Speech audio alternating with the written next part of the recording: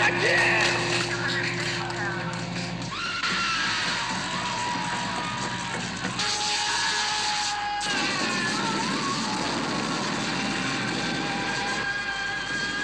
Spa, an exercise in terror. A fantastic weight reduction program. People get so thin they disappear.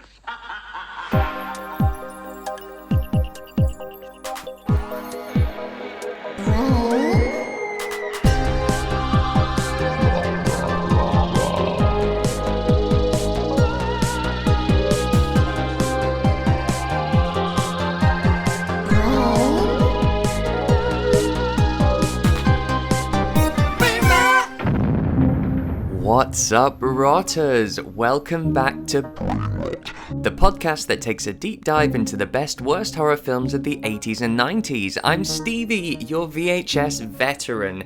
This is the final episode of Season 1, and what an amazing first season it has been. I just want to take a moment to quickly thank all of my incredible guests who have joined me and sat through some brilliantly terrible content. George Rainsford, Stephen Fry, Cody Jamieson Strand, Mike Munzer, Becky Dark, Mark Kermode, Anthony Head, Emily Head, Gizzy Erskine, Joe Trissini, Jonathan Ross, Tori Allen Martin, Giles Edwards, Sean Miller, Joshua Tonks, Rob Wilkins, Kerry Howard, and Ursula Carlson. What a dream team lineup. While we're on hiatus, we'll be continuing with exclusive episodes on Patreon. This week sees part 3 of our Critters retrospective with Cody Jamieson Strand, and then I'm going to be covering the wonderfully camp 1987 slasher Stage Fright with Mike Munzer and Becky Dark. Ugh, what a film. So if you want to get your brain rot filled during the off-season, head to patreon.com/Stevie's Brain Rot. Details are also in the episode notes. And who knows, you may even get a bonus episode here on the main feed in the near future, so make sure you hit subscribe to be notified. So, for our final dalliance into the glorious VHS trash heap, I'm going to be covering a film I've been itching to talk about since Brain Rot's conception, Death Spa from 1989. It's the age-old tale of a vengeful ghost wreaking havoc at a high-tech gymnasium intertwined with an unnecessary subplot of crooked business associates. Standard. Joining me to see out the season and lend his quintessential humour is an 8-time BAFTA-winning presenter, comedian, author, and national treasure. Please welcome to the show the one and only Graham Norton. Hello, sir. Yay, hello me, hello you, how are you? I'm very well, thank you. And for American listeners, it's Graham Norton. Oh yeah, Graham.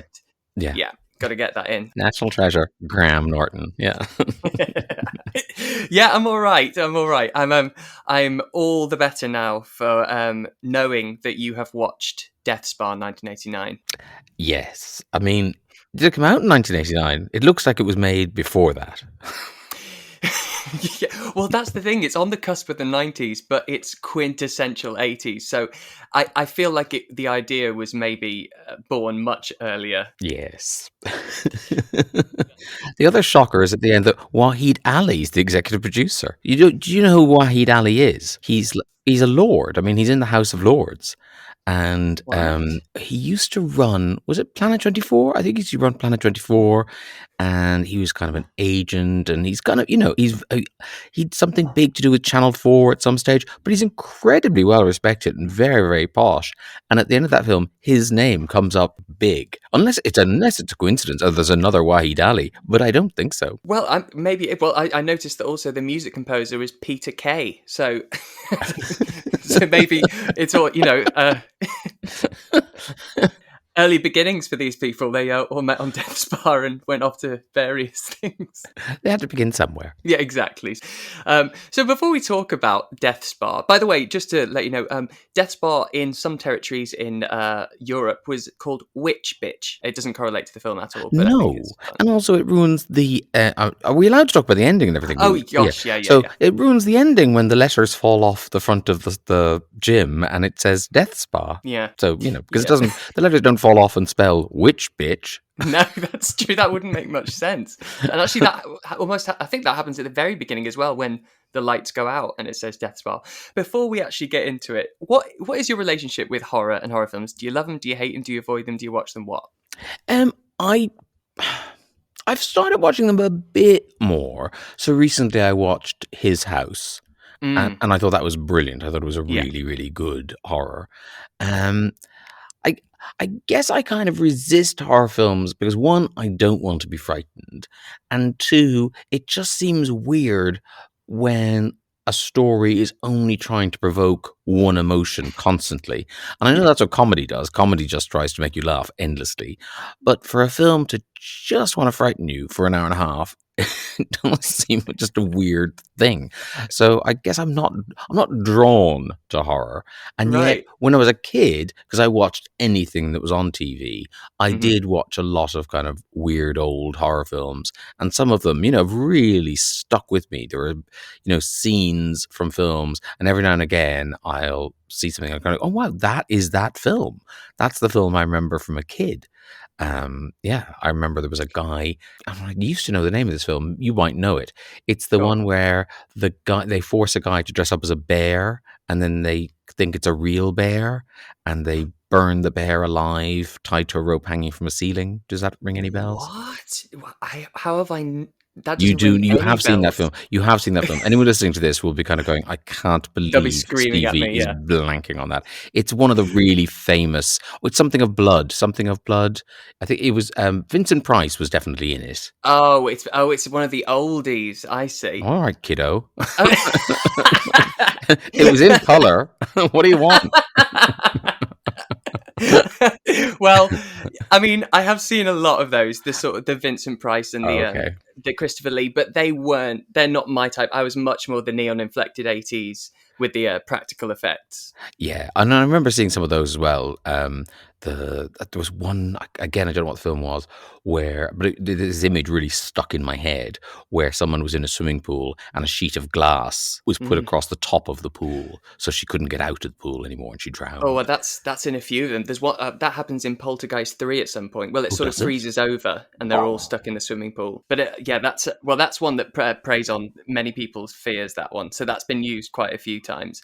Oh wait, I might. It's not Theatre of Blood you're thinking of. oh, I think it is Theatre of Blood. Oh yeah, with them, and it's got Diana Rigg. That I don't remember, Which, but yeah. right, the reason I know that actually because I saw it. Jim Broadbent did it at the National. They put it on stage, which is absolutely amazing. And then I saw the film subsequently. They kill people in the style of Shakespeare plays each time. Oh, actually, maybe no, maybe it's not that. No, Oh no! that's the one about the critic, isn't it? That's the one where Yes, it yes, is. yeah, no, it's not that. Well, It's well, it's it's I'll more Google. fantastic than that. But anyway, we digress. We're not here to talk about some Yeah, film neither of us know. yeah, absolutely. Right, so we've got Death Spa, 1989. What are your before we talk about the actual film, what are your general thoughts on it, if you have an overarching feeling? Um, I mean, it's kind of. I mean, it's amazing it got made. I think that's my main takeaway. Because I watched it on Amazon, and they have the trivia thing you can click on. Oh, yeah. So I was clicking on the trivia, and one of the leads, it was his first film, and for one of the leads, it was his last film. And I imagine for a lot of the other actors, it was both their first and last film.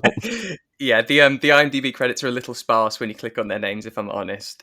I Yes. I loved it though. I think it's so of its time. I mean, it's easy to think that by 1989, the horror genre just didn't really have many places left to set films, and so it was a sort of original concept. But however, the health and fitness craze in the late 80s had really gotten out of hand, and nearly every home, I mean, had a Jane Fonda VHS, and a ridiculous percentage of the adult population were convinced to join these health spas and gyms, whether they used it or not. It doesn't matter. And but really now it's not an alien concept. It's probably worse now, actually. Every product sold is about protein. Even your favorite chocolate bar has added protein emblazoned on the packaging. So although I think Death Spa is extraordinarily unique in a lot of ways, it's also Yes. very current and topical. Well, certainly the whole idea of health and fitness, but it's when they leave the gym. Because I kind of think I get the idea of a death spa and the gym is killing people. That's all fine. Mm. It's when we leave the gym and the house that the gym manager lives in. I don't know how much money you can make out of gyms now, but apparently in the late 80s in LA, you could become sort of richer than richer than kind of a Zuckerberg by running a gym. He lives in some sort of James Bond baddie lair. He's doing very well. So that was puzzling. The wife who died. Now she was in a wheelchair, was she? Yes. But was she paralyzed? Because I know when she set herself on fire, she got up and started walking, and I thought that does seem an extreme way to cure paralysis. I know. It's almost like they forgot to cut that moment. It's almost like they yelled cut, she got up, but they kept filming. Went, oh, great, time for lunch. Yeah, exactly.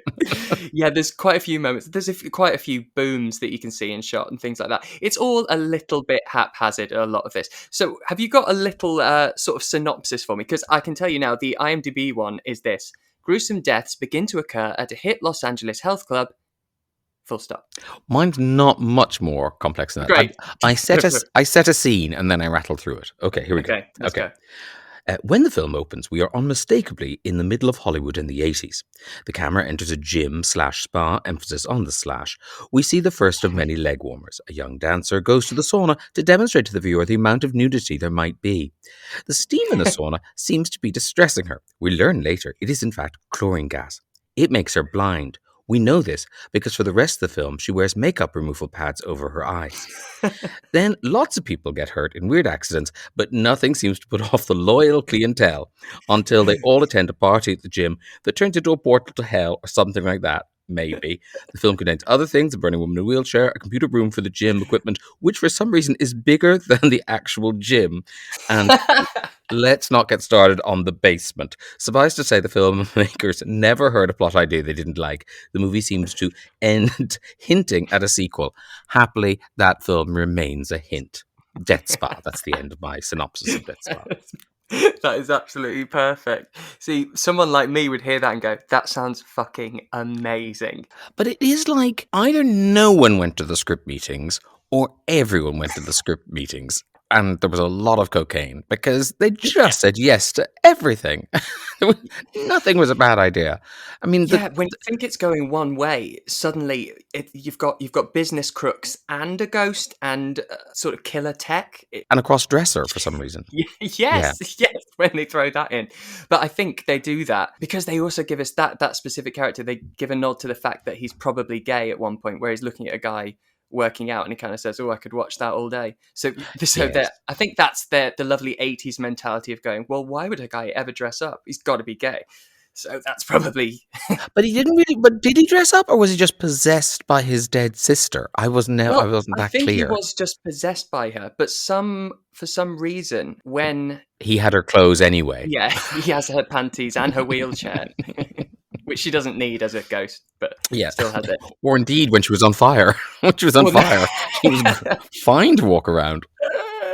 Oh my God. So I'm going to run through basically the structure of this. I say structure very, very loosely, but I'm going to run through what is shown to us in the order, basically. So we start with the neon sign, and it's Star Body Health Spa. And as you say, some of the letters burn out, and it reads Death Spa, which I guess is what we in the biz call foreshadowing. But it remains that way for the whole film, I noticed. It's not a priority for them to fix that, because I think that's a bit ominous for potential new members, but they have got a lot going on. Yeah, but also nothing puts those members off. I mean,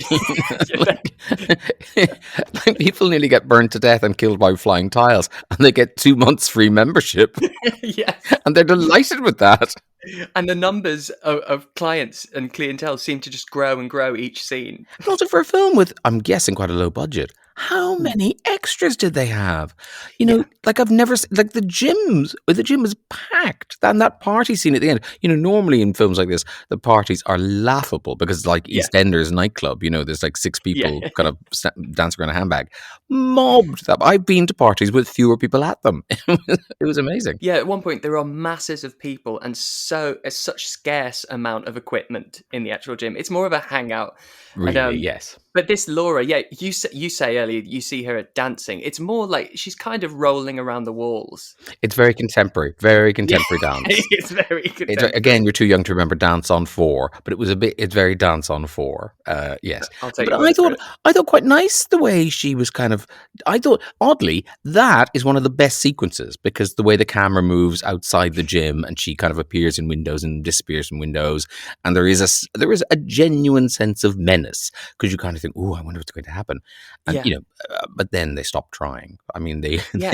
they gave up very quickly. No, absolutely. It does set you up for you think, oh, all right, here we go. It's going to be one of those. It's got flash dance elements, but as you say, it's also got the menace between the windows. You don't know.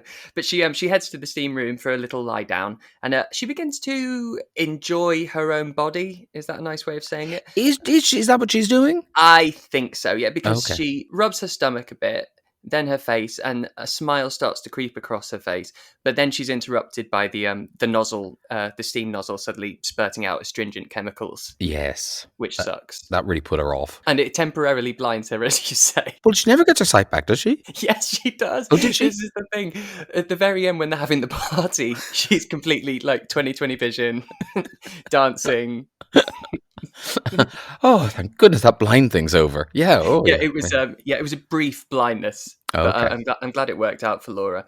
And so we meet Michael, who's our protagonist, and he's the owner of this high-tech spa, and he visits Laura. And she, lost her sight. And now, as you say, the gym's just totally heaving. Loads of people there, and they've all heard that this has happened to her.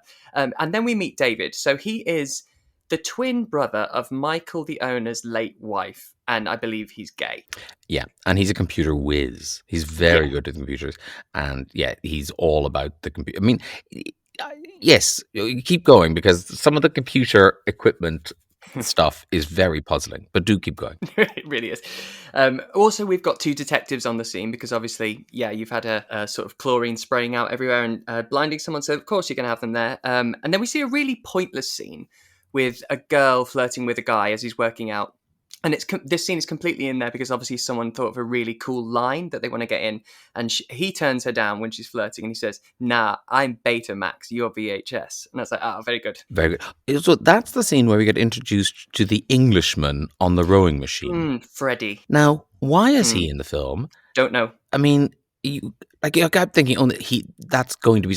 I thought, is he a friend of Wahid Ali's? Is that why he's in it? I mean, it just seemed very random that there was an Englishman just on a rowing machine, and they give him lines. He's got a proper role in the film, but for no good reason at all. No, that's the thing. And you think, because he's the slightly annoying, sweaty guy, you think, he's going to get the best demise, surely. His name, the actor, is David Shaughnessy, and he's produced, and he's been in a lot. But yeah, his character is introduced quite early on and seems definitely like it's going to be significant. But as you say, it just amounts to nothing. Yeah. I mean, yes, there's another actor who has a worse fate than him. But because I think, does he live the whole way through? Or does he die in the very, very end? Away with it. I think he gets away with it. Oh, right, yeah. I mean, as much as you can in the portal to hell. Well, quite. Then we've got, this shower scene, which is a famous scene, and I don't really know why. Perhaps it's because of all the boobs, and maybe it's just not jumped out at me. Yeah, I think it's famous because it was one of the first times, I think, where they realized that they could get lots of actors to take their clothes off if they just hired porn performers. So they hired porn performers, and it's so awful because you get porn performers to do that, but for a lot less than you would pay them to make a porno. Because they want their SAG card. And so I think they promised them all lines. They probably all say something on the day, and then they just cut all the lines out. So you've just got a lot of free boobs, really. I think it's of course. It's tough show business, particularly at that end of it. That end of show business is a particularly hard bit. Well, we've all done it. It's quite sad. And I did read somewhere that they were told it was going to be a very quick shoot. It'll be about 20 minutes doing this, and of course it took much, much longer. Did it? Maybe deliberately. I mean, it's not obvious that it took longer. I would have thought that was filmed as live. I think probably the people making it deliberate. They probably got the shot straight away, but just wanted to keep the girls on set a bit longer and made it stretched it out. That's what I imagine. But all the showers I think they turn scalding, and all the tiles start flying off the walls and scratching the babes up. Yes, but actually, it's been kind of like no one get hit in the face. I don't think, because people do get hit in the head a lot in this film, and it's never very clear what's gone in their head. No, a lot of things shoot into people's faces in this, and you're like, what was that? Was that but they never tile. I don't think an arrow. There's a couple of points where I'm sure an arrow comes through someone's head, but then you don't see it and it's not explained. But I think it's whatever they've created, this device, this prosthetic device that pushes through a prosthetic head. They just keep using it in different places, but they never explain what it is. Someone obviously brought in this machine they'd made, and they were like, "Oh, that can rip through latex really well. All right, we'll just have bursting through everyone." Yeah, but actually it's not. I mean, actually it ends up being very, very bloody. But at the beginning, I kind of thought, oh, do they not have a blood budget? Because because people get gassed, and there's the falling off the swimming pool thing, and there is very little blood. But then you realise they were holding their blood budget back. Oh yeah, for the end. To the absolute bloodbath massacre at the end, Yeah. the carry ending, yeah, totally. Now I need to talk about this bit. So we've got Robert, who's the sort of hunk guy, the one who said the Betamax VHS line. Oh yeah, and he's working out. So I have questions, Graham. I have a lot of questions about this bit. Yes, Right, yeah. So he swipes his membership card, and then this super tech kind of becomes an electronic personal trainer, and it says in a sexy woman's voice, by the way, not an electronic voice. "Hello, Robert. 1 set of 20 reps." And so he starts to use the chest fly machine, yeah? And it starts malfunctioning and increasing the weight, saying 100 pounds, 200 pounds. And he starts screaming for it to stop. And then some of his ribs burst out the side and he screams. So firstly, if the pressure is all on his ribs, then he has very poor form and he's not using that machine correctly. Secondly, just take your arms off. He's not strapped to it. Yes, I did sort of think, well, I'm not a doctor, but I don't know how that happened because all that happens if a machine like that gets really heavy, you just can't lift it. That's all that happens. That, yes, of course. I mean, because there are machines in the gym that if something went wrong, it would crush you to death. Mm-hmm. But why pick? I mean, that was a weird machine to pick because that's not what happens with that machine. Because he must be pushing back, towards it, counterweighting it. Yeah, and also the worst that would happen is it just would break both your arms. End of. That's the worst that could happen. But how his ribs came out through his side and ruined his nice top, I don't know. And again, this is an injury. So we've already had the terrible showers. We've already had the tiles flying off the walls. Now, people on the floor, in the gym are watching a machine malfunctioning and killing a man, but they still continue to work out. It's just like, see you at the party. Oh, great. I mean, I know working out is addictive, but really, this is, like, why not take your addiction next door to a different gym? Yeah, quite. Yeah, nothing is going to stop this party. That's what we start to learn, no matter what happens. But that's one of my absolute favourite bits, that little pop of rib that we get. And as you say, yeah, they're really holding back on all the gore. So you just get maybe one rib popping through and a little bit of flesh. Then we get Michael, and he's picked up Laura from the hospital, and her eyes are all bandaged up, and he guides her to his house, like Peaches and Lee coming on stage.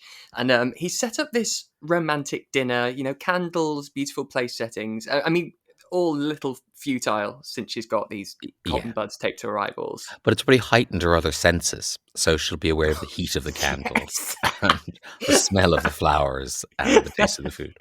Because that's what happens, I hear. Right. There you go. That's what it is. And then this is one of the moments where we have one of these weird head smashing things. So this girl Marcy's in the locker room, and the lockers are all banging, and something comes through her neck. Yes. And I think it's an arrow. And also I noticed she screams "ow," but in slow-mo as well. So she goes "ow" and puts the W on it. Well, one, it's probably the line as written, and and two, she's probably just trying to increase her screen time because, I mean, because her fate is so tragic because she gets put in a locker and then nobody finds her. She's ever. not discovered, is I mean, the locker's opened, but it's by the blind woman who doesn't see her. So it's like, what have you done that for? Why have you bothered to kill someone that only the viewers know she's dead? No one else clocks that she's dead, and it's a big long scene. And then we have I mean, it's that really made me laugh. That it's sort of that in all their script meetings, no one went, "Oh, what about your one in the locker?" Or even you think the actress would have gone, "Will you be needing me again?" No, doesn't look like it. No, that's it. You're done. That's a wrap. That's a wrap. That's a wrap for her. So she must have gone, "That's very odd." That's the end of my story. But yeah, that's the end of her story. Oh, bless her. That's a really good point. And also, so Mike, when they were having dinner, he says to Laura, "I want you to move in with me." And she said, "Okay, I'll need to get my things from the gym." So are we to assume she's sort of been squatting in the gym? Well, she's certainly stayed later than anyone else every day. Yeah. Hence the terrible scene in the sauna. When the very large, is he the security guard? I don't know. I think Marvin. Yeah, I don't know if he's security guard or what he does, but so he leaves her to lock up. But yes, she certainly. I think she keeps a lot of her most precious things like deodorant in the gym. And obviously, now that all her senses are heightened, that would be very important to her to have deodorant if she's moving. An array in. of impulse. Yeah, if she's moving in with somebody. And also, it seems like because that's a nice thing to do. Yes, he gets to have sex with her, but he thinks, "Oh, you could move in," but then the first thing she has to do is leave in order to get stuff. Yeah, and he doesn't really help her. He just sort of sends her off, clinging onto the walls. Yes, I feel like he's never met a blind person before. He sort of leads her a little bit and kind of went, "Well, wait there. I'm busy." Yes. The security system seems very odd because the security system allowed them into the gym, allowed them into the locker room, but that's the point when he's got to turn the security system off. And you think, I'm not sure that's a great system you've got there because you appear to be in the building undetected. Yes. Oh my god, I didn't even pick up on that. Isn't there this is the point. When it gets to a certain point in a film and then they start introducing new characters and you're still trying to wrap your head around who you've already got. Like you've got cops, you've got dead people, you've got strange brothers. And then suddenly we're in a doctor's office and it's this paranormal investigator. And I just rolled my eyes and thought, I don't think I'm going to be able to keep up. Yes, he seemed, and also that because up until that point, until we saw the banging doors, we were led to believe this was all to do with the computer and maybe a bit of business espionage, because of course there's millions to be made out of a single gym. Yes. As we can see from the house, the house alone says, "Ooh, ka-ching." So we're led to believe it's all business espionage, and it's all totally explicable. And then we're in this paranormal guy's office, and you're like, "Oh wait." Oh, well, so what it really is the dead wife. And that's when your heart slightly sinks. Yes, quite.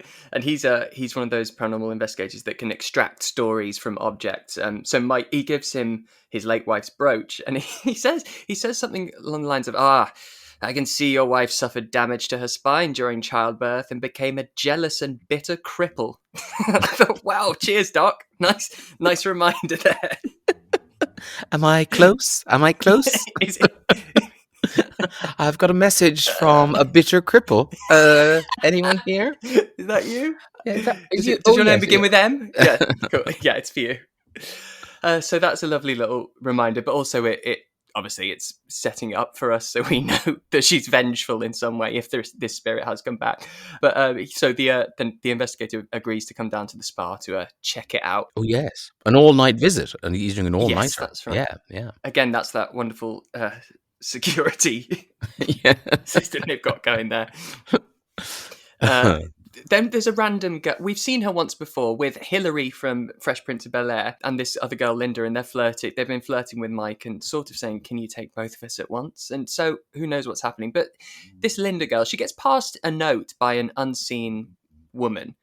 and it pretends to be Michael, or says it's Michael. It says, "Meet me down in the basement." And this note also has a map that's drawn like a toddler, and it's sort of like a square and an arrow. An arrow pointing down. Yes. Basement. Basement. Like, I know you're kind of an LA bimbo, but basement. Come on. Although, do you know what? That's just reminded me of a story that I've just remembered when my mum, this is many years ago, I think I was about 18, was visiting me in London, and she was staying with me for a few days, and she wanted to go and do a food shop at the big Tesco. So I drew her a little map, and I drew the roads as 2 lines, and then it was not far away at all, about 5 minutes. So I did 2 lines, then I did a big circle on the left, and then a road going to the right, and then another one going straight up. It's about 5 minutes away, and she called me after about 40 minutes, and I thought, oh, that's strange. I thought she might be back by now. And she called me, and she was in an absolute state. And she said, "Stephen, I've been on a motorway, and I couldn't get off, and I had to pull over. I've pulled over next to a field, and I don't know where I am." And I was like, "What? Did you follow the map?" She was like, "Yes, of course I followed the map, but I was waiting till the roundabout to turn right." And I said, "What roundabout?" And she's like, "You drew the circle, the roundabout." And I went, "Oh no, that's not a roundabout. That's a tree." And she went, "What are you talking about?" And I said, "No, you'll see it. It's like a big tree." And she said, "Stephen, you don't draw trees on maps." And I said, "Well, it's actually a very significant tree. If you'd known it was a tree, you'd see it, because it was a massive statement of a tree." So yeah, I learnt my lesson there. And did she come home and smack you? Because I would have. She wasn't best pleased. But I should have written tree in the circle, I guess. Yes, or maybe just done a better map. Yeah, or just said straight up, right then left. That was pretty or much drawn something that looked like a tree, not something that looked like a roundabout. Well, on a map of roads. I thought I had put sort of curves, like a bird's eye view of a tree. So it's the top of the tree. In terms of getting to the basement, I remember being in Australia House once, and there was a sign up saying, to access the lower ground floor, please use lift or stairs. And you thought, well, what's my other option? Was I going to jump? Was I going to throw myself over this railing? Grappling. But I thought it was a very clear sign. That's the sort of sign your mother needed. Yes. Yes, I think so. Please use road. Please use road. Yes, but she made a good point saying, you can't use trees. You might as well write pigeon. Draw a pigeon, because there was once a pigeon there. Well, in fairness, though, trees are a little more visible, a little more permanent than a little more permanent, I suppose. Yeah, but I'm still on your mother's side in that story, by the way. Yeah, absolutely. Sure. Yeah. But yeah, that reminded me of that. So she follows this map quite successfully to the basement. So this one works. Yeah, really good. Except when you get to the basement, now there seems to be a big disconnect between the basement and the gym. Like there's a lot made of that big slidey thing for boxes on one side of the stairs. What's being delivered to the gym? I don't know, Graham. I don't know. Down that. So it's one of those ramps that you'd find in a packing office, and once she's there, a big sealed box delivery comes sliding down. Where from? What's in it? Who's running it? Who's it for? It's like the basement is an early Amazon center or something. It was one of the first the Amazon center in LA, and they just happened to stumble upon it as a location.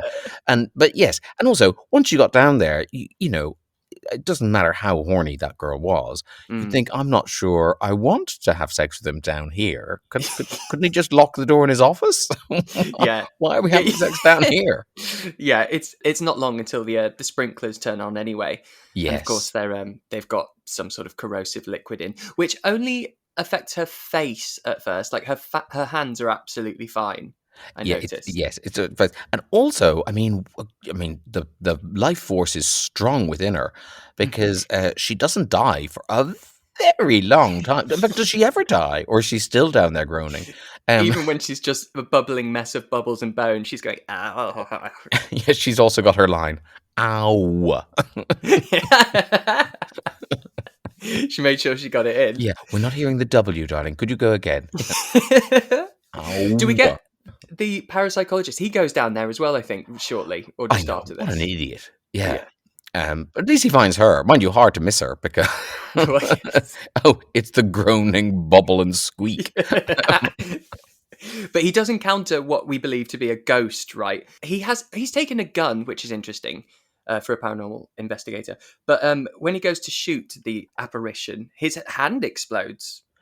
Yeah, and then the blood budget comes into Mhm. its own. Then Yeah. we realize, oh, hang on, the Yeah. blood's been the blood delivery has happened. It was Maybe like, that's what's in the box. yeah, yes, maybe that's what arrived. Blood's here. On you go. I don't know. It's as if there was a great blood shortage of 1989 in Hollywood, and it got cured about halfway through this film. So Yeah. yes, his blowy up hand is it's a marvelous. It's like a Roman fountain of blood. It's Yeah, it's great. super soaker, isn't it? Yeah, it really is. Yeah, but also then, and he gets thrown about a little bit by her as well. And they make use, they get their money's worth out of that delivery ramp, because he gets thrown to the top of it and slides down to his demise. Yes, it's not obvious why that killed him. It is a slide. It literally it guides you downward. Yeah, it's like sliding down a banister is more dangerous than that. But I suppose he was missing a hand, so he maybe he just bled out or something. We don't know. Yeah, well, the way the We don't blood was know. shooting out, I think he Yeah. lost a lot of blood very, very quickly. I think so. Yeah. We also see that David, the twin sister, is communicating with Catherine, the dead wife, from beyond the grave. It's a little bit of a Norman Bates moment where you can hear her voice but see him, and she seems to be making him do her evil bidding. Yes, they keep hinting at it, don't they? Yeah, yeah. Yes. I mean, yeah. You can't imagine. I mean, if you were in a cinema, would you still be in a cinema? I mean, I watched it to the end because, one, I was going to talk to you about the film, and two, because I was in my house. But if I was in a cinema, I think I'd be very aware that bars were still open. Things were going on in the world.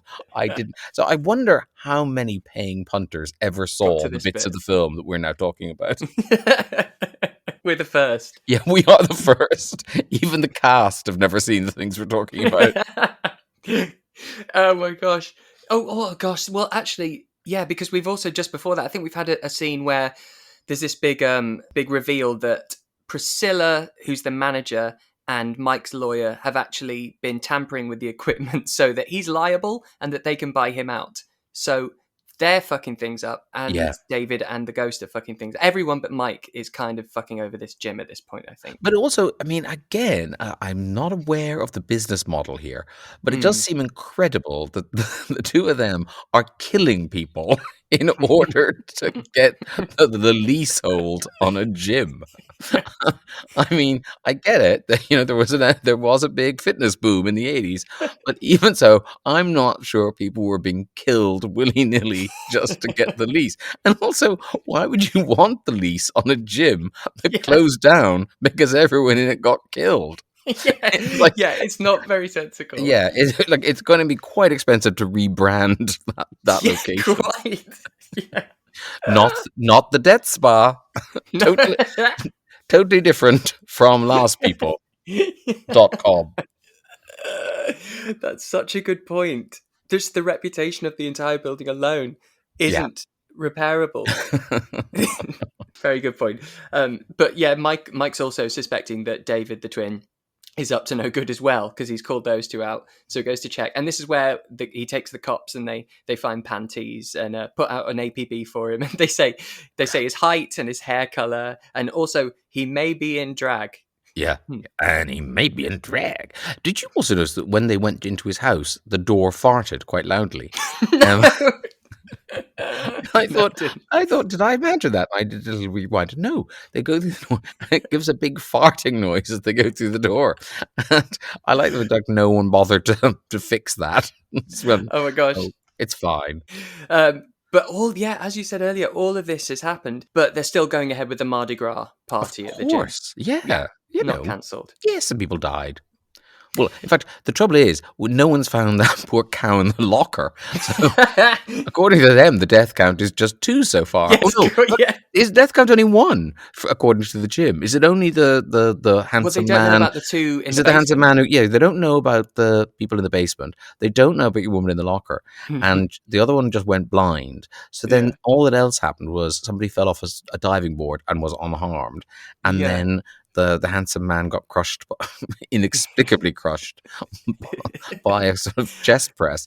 So actually, Yeah, so I suppose there's just been an equipment malfunction. There's been an accident in the gym, which happens a lot. So actually, there's no reason to cancel the party now that you point that out. no. I mean, you come on. Yes, you can wipe the blood down, and off you go. Yeah. Yeah, I mean, people are missing, but that's not enough to cancel. It's LA. Yeah. People go missing. Exactly. But actually, so they're at the party, and a lot happens here, but I don't really know who anyone is because they're all in costumes.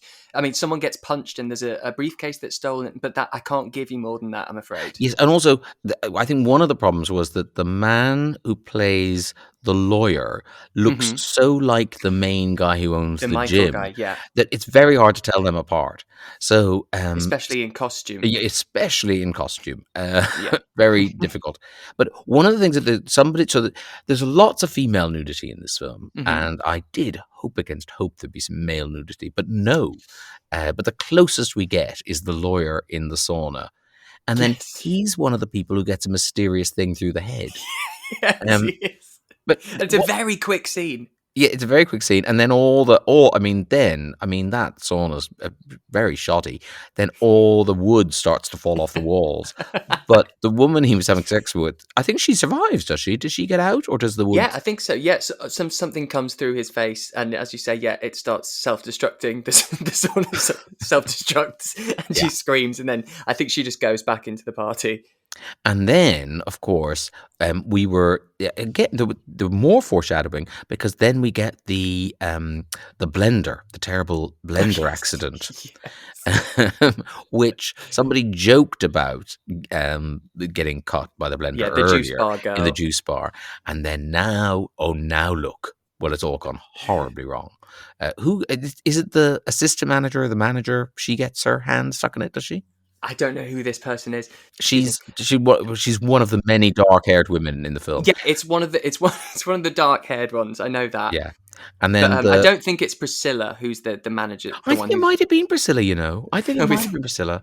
It might be, because they all seem to have kissed and made up by this point. Sort of the espionage has gone away now. Oh, that's a good point. Yes. They all seem to be on the same side. Because Michael has allowed Tom, the crooked lawyer who's trying to overthrow him at the party, he's allowed him to come as well. So that's a very good point. They seem to have come to an agreement. And Priscilla's running the bar. She's having booze delivered.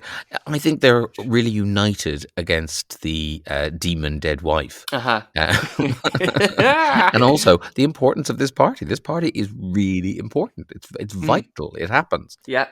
This is where Laura's got her eyes back, by the way. It's because she's dancing around. But she gets dragged into the sunbed area, and she gets locked onto a tanning bed by the ghost. This is where we're sort of seeing Catherine... Oh, I think she's dressed up as Captain Hook.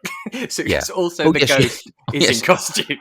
Oh, because she killed a man, didn't she? She killed the cute guy who was supposed to be mining the computer room. She killed him and put him in a closet, which I think he was probably in already. But... and then she borrows his outfit, but not for long. She reverts to nightdress very quickly. I think it's but this is strange because I feel like they're trying to make us wonder who it is more than the character, but we know who it is. I don't know. It's confusing. It's very, very confusing because it kind of drifts in and out of being the twin brother, the guy who looks like David Hyde Pierce, and the woman, and also, as a terrible, I suppose being tied to a sunbed is a terrible thing. I don't know, but was it to do with her eyes? She's turned it to max, apparently. Yeah, but the lid never came down. No, I know. No, it didn't. You're right. She just lay there in her kind of Ferrucci gym wear. And I think we were supposed to be worried for her eyes, that she might go permanently blind if she was I see. I think, I don't know. I don't know. I mean, the stakes... we were meant to work that out. Well, I don't know. The stakes seemed very low. And, for a woman who survived as much as she had, she didn't seem to put up much of a struggle. She didn't seem to lie there, kind of going, oh, this is inconvenient. Yeah. Oh, now I'm going to be all tanned. She doesn't put up much of a struggle, you're quite right. But yeah, so Michael confronts his dead wife ghost in the computer room. Yeah, she's switching between herself and David in drag. And but at this point, the girl playing Catherine, the dead wife, she's performing. Well, She is acting. you know she's not though. You know that's not her voice. What? I know this is another bit of my She's Amazon dubbed. Prime trivia. Okay. She is dubbed. Now, once you read she's been dubbed, go back and look at it. Well, I noticed. She's been I did so notice badly dubbed. So I did badly dubbed. notice a few times that her lip syncing was off, so I thought maybe the actress had just dubbed herself on a few lines. But it's not her voice. No, it's somebody else. It's somebody else. They found someone even worse than her. Well, let me rephrase what I said then. That girl in that recording booth is performing. She is absolutely going for it. Yeah, this was her moment to shine. You know, at dinner parties. You working at the moment? Well, yes, I am. I'm not in a film exactly. Now, I'm no electrician, but I don't quite understand what Michael does with his sneakers as a conductor to fry the board. No, nor me. And I hoped that they were going to really raise the emotional stakes and that he'd sacrificed his own life to save everyone else. That's what I thought he was doing. I thought he was being a conduit for all this electricity because he was crying in pain, but he was just actually using his sneakers. He to was just fuse the upset place. that he'd ruined his good sneakers in order to save lives. But yes, all the electricity seemed to go into his shoe, but then it didn't seem to matter very much because they still couldn't get out. The doors were still locked, weren't they? Yes, and doing this sets the whole place on fire, of course. That was his other rookie error there. Yeah, well, yes, was trapped inside. Yes, I haven't opened the doors, but I have set the building on fire. Yes. Is that what you asked? Yeah. Remind me. Is that, yeah, I'm the hero, right? Yeah. And then, Catherine burns again, bless her, because we've seen in flashbacks that she poured gas on herself and, got up, walking around. Forgot she was paralyzed. Yes. But so her ghost... But this is confusing, isn't it? Because if she's possessing David's body, when she burns, you'd think it would be David's remains, but it's not. It's her old burnt remains that we get.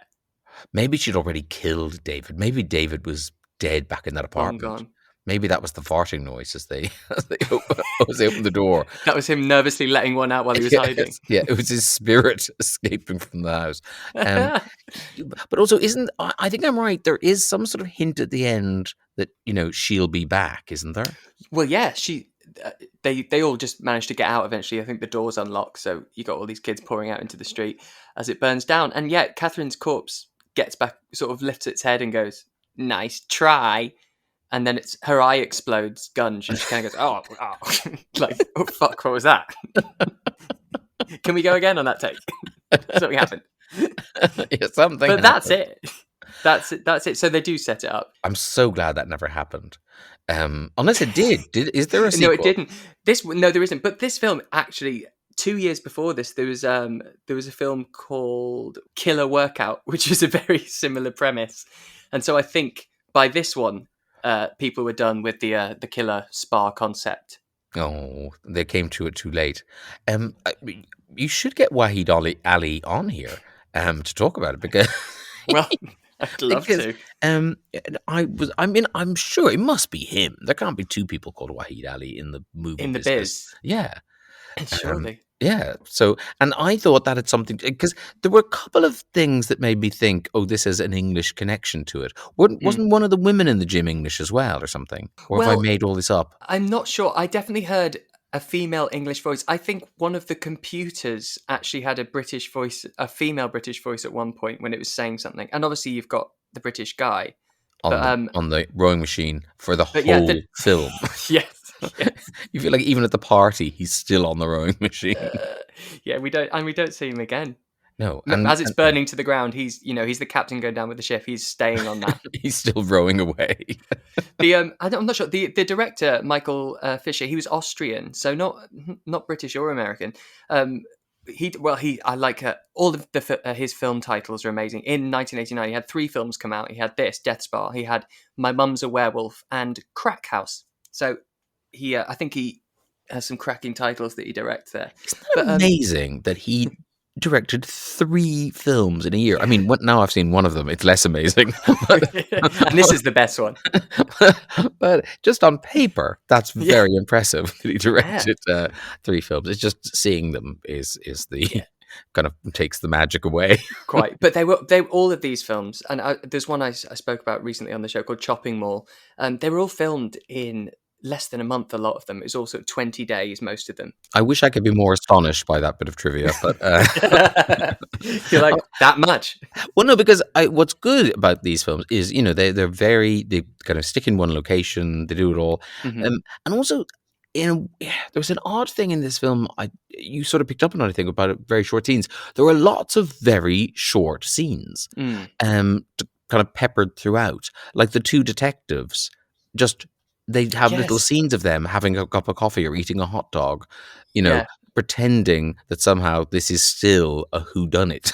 Yeah, well, maybe it's that guy. Yeah. And then it cuts again. Yeah, and rather than it's just a bonkers film about a dead wife possessing her twin brother and wanting to drag the whole gym into a portal to hell. Yeah. Which is quite obvious from very early on. So why they have the cops trying to, red herring us, I don't understand. Yes, and also, you're looking for this woman who's gone missing. You didn't look in the lockers. Like she's in there. She's in her That's where you'd locker. store a body if someone's missing. And also, Right, you check out her locker. Oh no, she's not in her locker. She's in the blind woman's locker. That's right. Yes. Yes, but of course, which is quite smart. Yeah, I guess the blind woman didn't go to her locker when she got her eyesight back on the night. She must have just. Well, she's taken all her things. Remember, of course, now. she's fully deodораted, moved house. fully deodorized. She didn't need to go back into the thing. Yeah. Oh, we forgot to say actually, there's one bit we did skip over where the cop meets his demise in the freezer, and he gets killed by a frozen fish. Yeah, that was exciting. A possessed sturgeon, I think it was. But why is a gym stocking frozen sturgeon? Because, Stevie, yes, they were having the party to end all parties. Their parties are just world class. So, wild. And there was a guy making sushi. Of course. Outside, and it seemed to be that, in fact, not a similar fish. I think it was the same fish he was pretending to make sushi out of. So I think that's why they were there. I wonder what came first when making this. The idea of the fish killing scene, and then they're having to come up with an idea. Well, why would they have sturgeon in the freezer? Well, the sushi. Or if they had sushi and then thought, what can we do around sushi? I wonder which came first. I think maybe they're just having sushi at the party, because I can't believe that someone came up with someone being killed by a fish, and then they were worried about how can we explain it. I don't think that was the script meetings did not go like that. I don't think. I can't believe that those were the concerns. And again, that whatever blood was left over, obviously, the production manager was really tight with the blood. Then some more arrived, so they gave it to the paranormal investigator in the basement. Yeah. And then it was like they realized, oh, actually, I've got about 3 gallons left. Yes. And it all had to come out of the cop. So much blood came out of him. I mean, I know he's a larger gentleman, but even so, I think you only get your however many pints. He seemed to have gallons in him. Oh, it's wonderful. But the thing is, having said all this and ripping this film a new asshole, did you enjoy it? No, not really. No. I couldn't say I enjoyed it. Because it's bad, but for me, it's the sort of, I mean, bits of it are funny. Bits of it are funny. Like the man being killed by the fish is funny. Yeah. The blender's funny. The blind woman is, I'm afraid, hilarious. Yes. Because she's not blind, so we're fine. Exactly. I'm not laughing at a blind person. I'm laughing at a film dealing with the subject of blindness in a really appalling way. So lots of it's funny, but I guess I can't forgive it for being as shit as it is. Right. In that in that lots of its rubbishness isn't about the budget, isn't about anything. It's just people who couldn't be arsed. They Yeah. just kind of went, oh, that'll do. Yeah, Yeah. that's fine. Yeah, it's fine. That's fine. Yeah. And yeah, I so I can't really forgive them. Bits along the way I enjoyed, yes, but not, yeah, not as an entirety. I wouldn't recommend it to anyone. I wouldn't say to anyone else, if you've got a spare hour and a half, watch this. You must check out Death Spa. Yeah, do not. Well, it's you wouldn't believe it, but it doesn't have that wide distribution, so it's not that readily available. I mean, it's on Amazon Prime, but I think it's on Amazon to rent, but that's about it. We can't. There's no DVD or Blu-ray version in the UK, at least, no region B. So, but Unless you knock at Wahid Ali's house, and I'm sure he's got a copy, and get the original reel. Yeah, probably in his viewing room as we speak. It's all lined up. Yeah.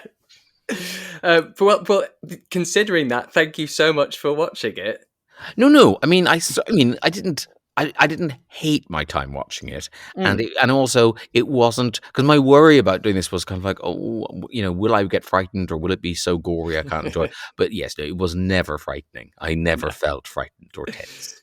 Good. Well, I'm good. I'm glad I haven't traumatized you, and thank you so much for coming on. I really, really appreciate it. I'll let you get back to normal life now. It was a lot of fun. Thank you very much, Stevie. And that's it. That's the end. Thank you so much to my incredible guest, Graham Norton, for enduring Death Spa and for being such a good sport. And I'm sure lots of you were screaming at your listening device earlier when we couldn't figure out the film Graham was describing. It was, of course, 1964's Mask of the Red Death, and referencing the scene where Alfredo is convinced to wear the ape costume. But that's it. Season 1. Done. This has truly been one of the most joyous experiences of my life, and hearing from all of you has made it so worthwhile and galvanizing. If you want to keep up to date on the future of Brain Rot, then make sure you're following us on the socials. On Twitter and Letterboxd, it's Stevie's Brain Rot. On Instagram and Facebook, it's Brain Rot Pod. You can email me, that's steviesbrainrot@gmail.com, and as I said earlier, for exclusive bonus content, you can sign up to patreon.com/Stevie's Brain Rot. And check out the merch store, where we currently have some awesome Brain Rot Pride items, with a portion of proceeds donated to Stonewall. The address is steviesbrainrot.com. So, until we meet again, Rotters, there's only one thing left to say. Toodles!